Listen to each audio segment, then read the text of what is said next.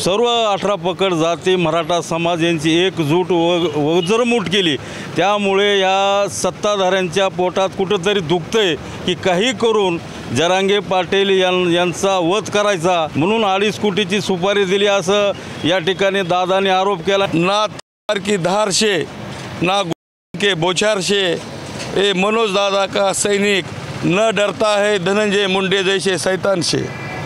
जसं जरांगे पाटलांनी CBIची अर्ज मागणी केलाय तसं धनंजय मुंडेंनी सुद्धा ते SP कडे अर्ज मागणी करावा आणि ती narco test CBI brain mapping करून घ्यावी। जरांगे पाटला यांना धक्का जर केसाला जरी धक्का लागला तर हा महाराष्ट्र आणि मराठवाडा आणि हा पूर्ण समाज पेटून उठल्याशिवाय राहणार नाही। मराठा आंदोलक मनोज जरांगे पाटील यांना कुणीतरी मारणार असल्याचा कट रचला जात असल्याचा आरोप खुद्द मनोज जरांगे पाटील यांनी पत्रकार परिषदेत केला आणि या अनुषंगाने संबंध राज्यामध्ये खळबळ उडाली।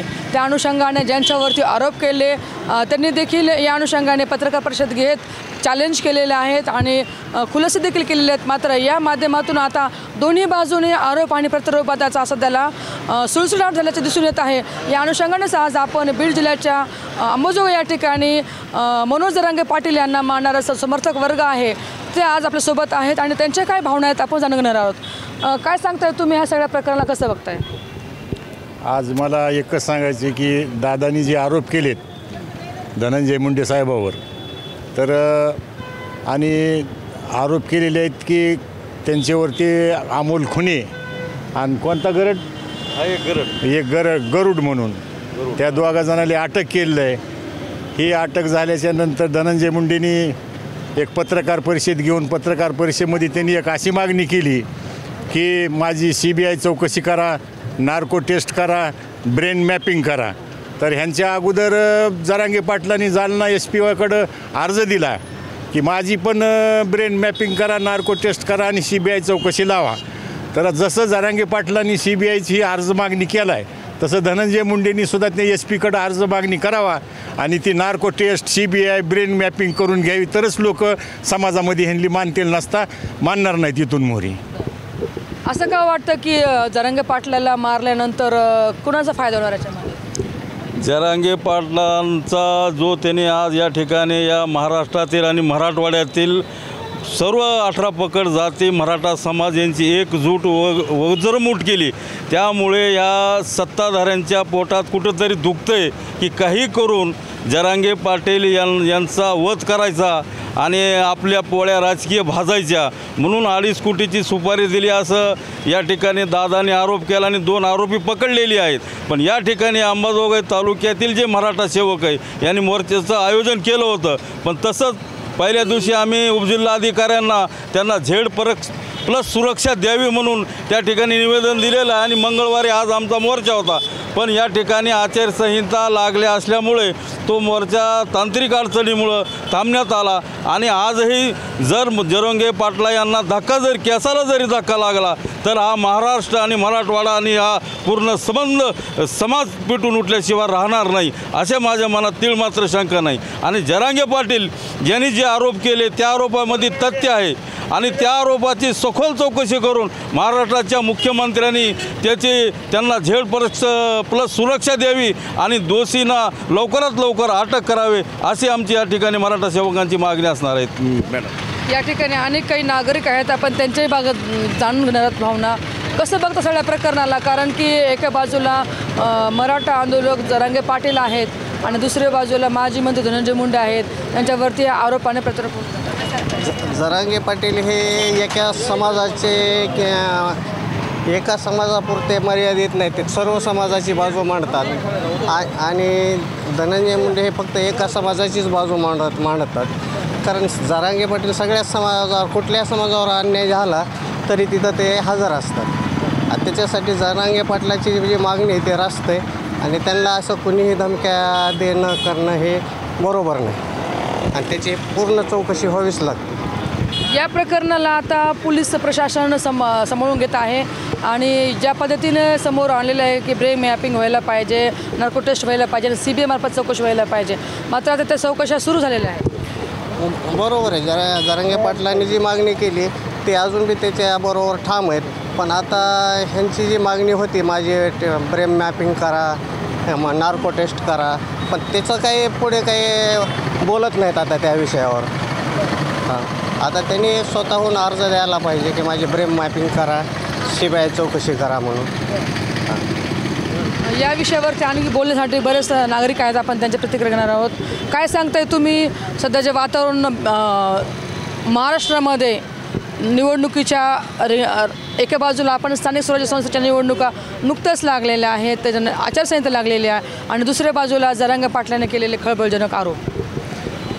मनोज दादांनी जे आरोप केलेले आहेत ते समस्त सर्व धर्मातील सर्व जातीतील लोकांना हुबेहूब खरे वाटतात. तसे त्यांनी पुरावे सादर केलेले आहेत.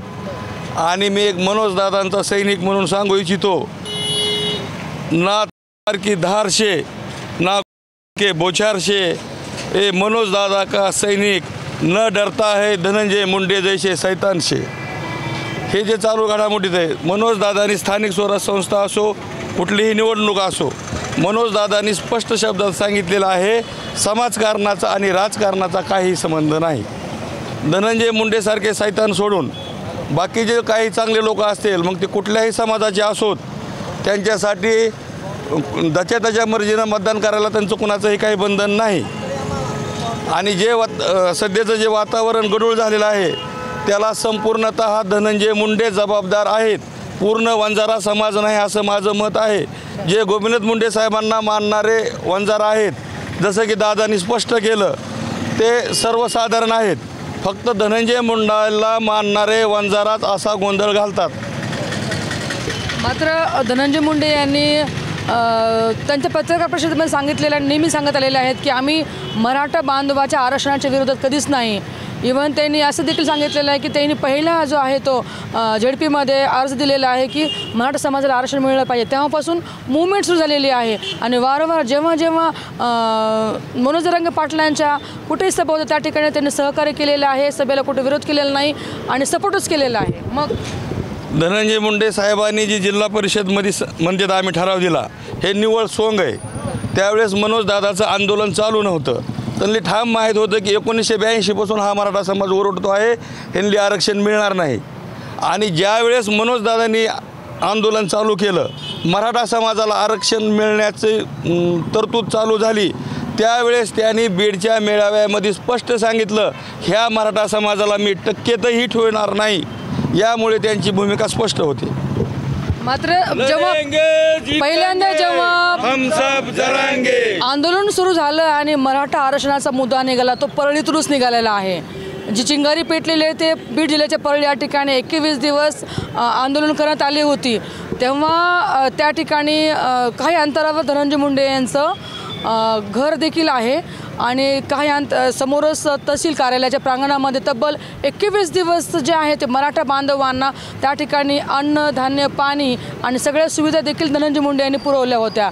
आणि असं उभं महाराष्ट्राने देखील त्या गोष्टी पाहिल्या होत्या. मग तेव्हा अशा गोष्टी का झाल्या नाही, आताच काय त्याचं? धनंजय मुंडे ज्यावेळेस सुविधा पुरवत होते ते फक्त मताचं राजकारण करतात.